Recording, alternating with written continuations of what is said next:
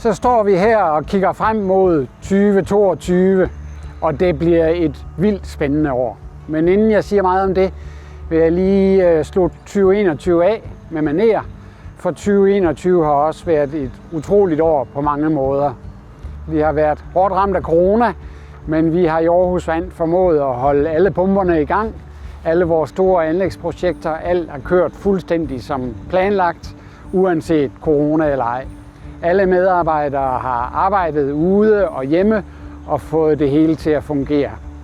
2021 var også året, hvor vi indgik rammeaftale med det store rådgiverkonsortie, som skal hjælpe os med at etablere Aarhus ReWater, og vi etablerede rammeaftale med også entreprenørkonsortiet omkring Aarhus ReWater, samtidig med at vi fik sat VVM-undersøgelsen i fulde omdrejninger.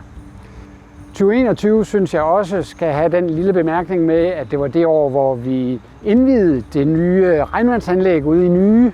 Det er første gang i Aarhus Vands lange historie, at vi begiver os af med at gøre regnvand til brugsvand på den form, som vi gør ude i Nye. Og det er noget, vi vil komme til at følge tæt her i de kommende år. I 2022 glæder vi os jo helt vildt til at flytte ind i vores nye domicil, som I kan se her bag mig.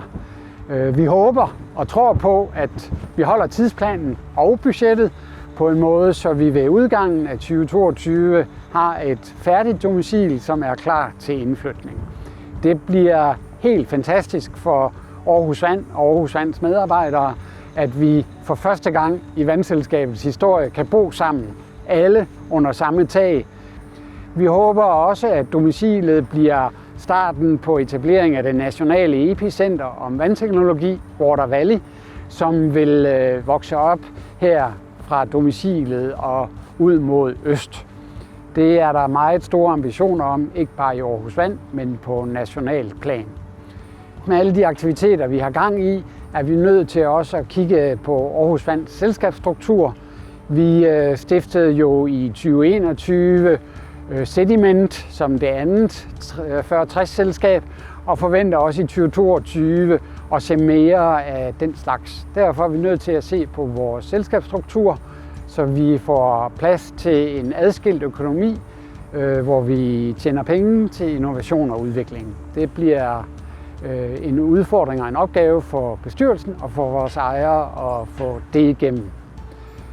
I 2022 arbejder vi dybt og seriøst videre med strategi 2025, som jo i 2022 bliver udbygget med en venture-strategi og en branding-strategi, hvor vi går mere i dybden med, hvordan markedsfører vi Aarhus Vand på den rigtige måde, og hvordan får vi skabt den nødvendige økonomi til fortsat innovation og udvikling.